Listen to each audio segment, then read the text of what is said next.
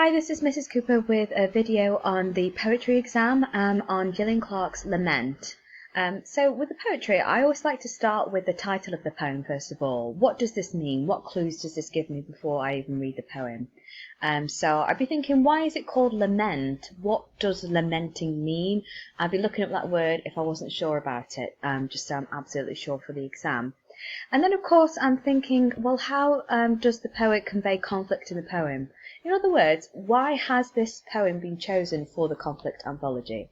Is it a conflict between people? Is there a conflict between emotions?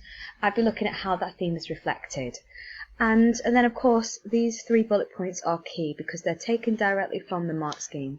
So I need to consider the ideas and attitudes reflected in the poem, the tone and the atmosphere of the poem, and of course the effects of the language, so word choice, adjectives, verbs, nouns, etc., and language devices, similes, metaphors, etc., and structure, so how the poem is laid out, what type of poem it is, what stanzas are used, and other structural techniques. Okay, so this is Gillian Clarke right here, and she stated herself that the poem Lament is an elegy. Now, an elegy is an expression of grief.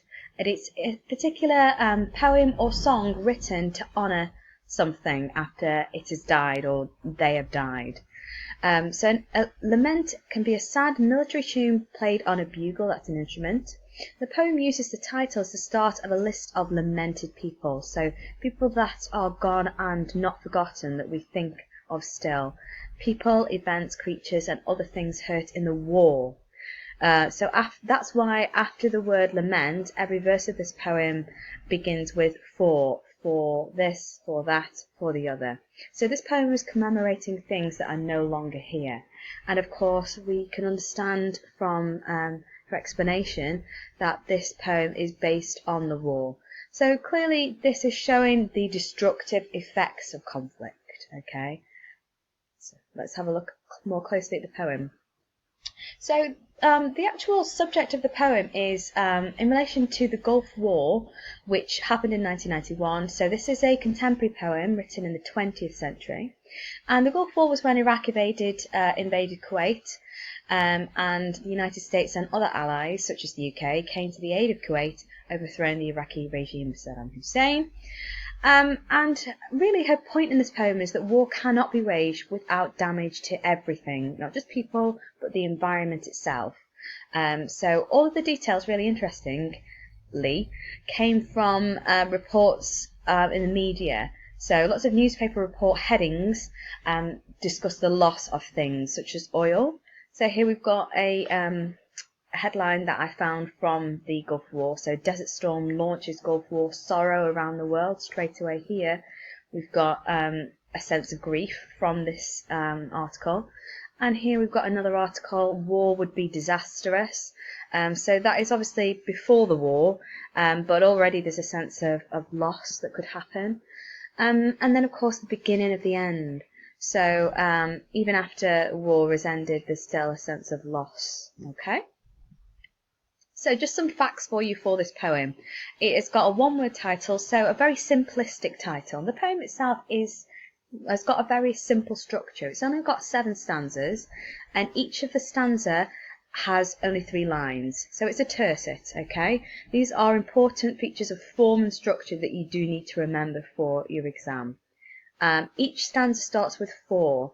Those of you that might know it, this is actually the use of an anaphoric phrase. So when a poem starts with, or when a piece of text starts with the repetition of a phrase again and again, for this, for that, over several successive lines, that's called the use of anaphoric phrase. So that is a language device just to remember when you're analysing this poem. As we've discussed already, it is an elegy. It's a list of things or people to lament after war. And actually, interestingly, it really does link to Sonnet 43, which is one of Shakespeare's most famous sonnets. And in the sonnet, he talks about the ways he loves his lover. Whereas here, Gillian Clarke has cleverly turned that on its head. She's juxtaposed that idea, and rather than celebrating what the speaker of the poem has. It's now actually lamenting what they do not have. Okay. And remember, when you are discussing the poem, that you're talking about what the speaker is saying, not the poet, because you don't want to confuse the poet with the voice in the poem. Sometimes they are different. Okay, so we're just going to have a look at some of these lines from the poem. So it starts with for the green turtle with her pulsing burden, in search of the breeding ground, for her eggs laid in their nest of sickness. So this is a very, very descriptive image of the turtle's eggs, basically. And it's a really perverted image. Rather than it being a joyful image, she's given birth to these eggs. They're called a burden here. That noun burden is very evocative. It's something that she's got to care for, and is made even more difficult because of the effects of war.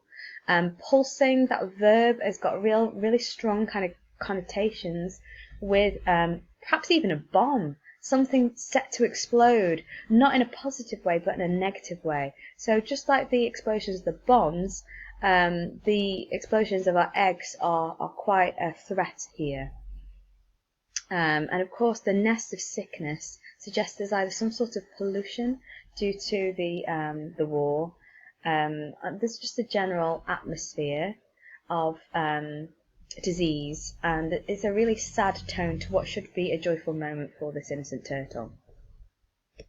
In the next tercet we have this really symbolic image of a bird, a cormorant, in his funeral silk. It's very important here that the bird has been personified and gendered. His, that pronoun his, is important, because actually we start to wonder, is this just about a bird, or is this bird symbolic of perhaps something else, such as a soldier? And it goes on to describe the stain left by this bird that has been polluted, the veil of iridescence on the sand, the shadow on the sea. So obviously you've got that really detailed description of the effects of pollution, but I think that this bird not only represents the effects of pollution, but also the effects of war on innocent birds, if you will, such as the soldiers fighting in the war, who leave their stains on the country where they fall. If they fall in a foreign country, their stains of their bodies are always there, their memories are left to have a stain on that particular land. Okay. And we go on to, for the ocean's lap with its mortal stain.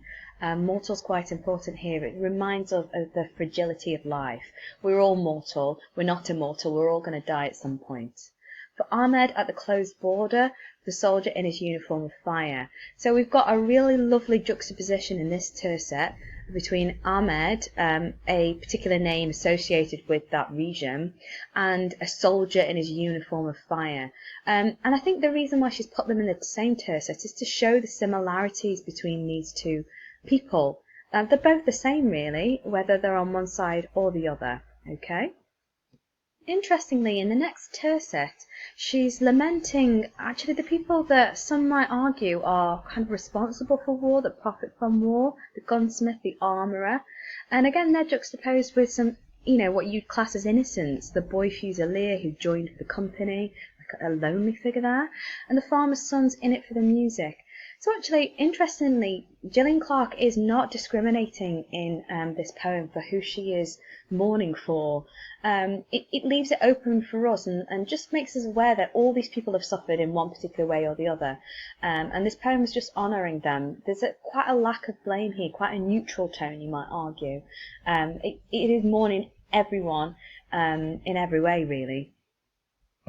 Okay, in the next tercet we've got again some depiction of animals, again the sense of the innocent being destroyed, and a lovely a kind of inclusion of diversity. We've got Lament not only for the turtles, a recognised farm animal, and the dolphin, but a dugong. This is a dugong here.